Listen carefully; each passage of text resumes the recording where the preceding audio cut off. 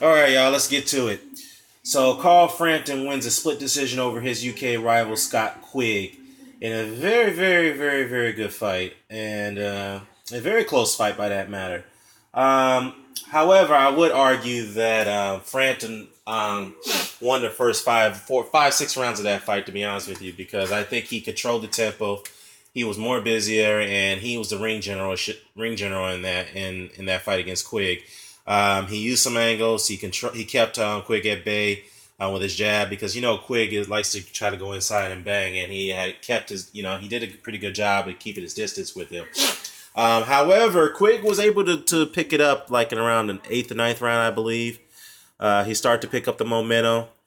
Of course, many felt that he was behind on the card, so the only way he could win this fight was by stoppage or knockout at the final round. So we go to the final round where he did try to, Frampton tried to stay on the offense because he had a feeling that Quigg was going to come all out in the last round trying to go for the knockout. So he did a very good job keep him at bay. Keep him at distance, and then the final 30 seconds, I'll say maybe about 40 seconds or so. Uh, he keeps up the tempo, and the fighters were going all out at the end, and of course that concludes it. But to me, I don't know why it was a split decision. I thought Frampton won this fight, but I don't say by a mile. It was close, but I will score 8-4. But if you think that Quigg had won this fight, I wouldn't complain either because they were very, very, very close rounds. But I felt that Frampton had the upper hand because he was more active and he controlled the ring and he had the ring generalship, as I have to mention once again. Um,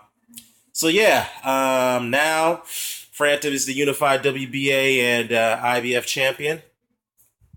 So he will now have to be. He's mandatory. He's mandated to now face Guillermo Rigondeaux, who's the real champion, by the way.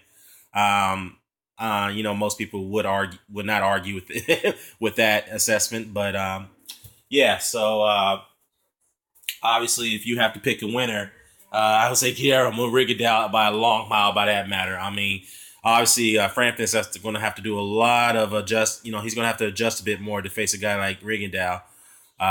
So yeah, let me know what you think about this. Care to comment, share, subscribe. Signing off. Peace.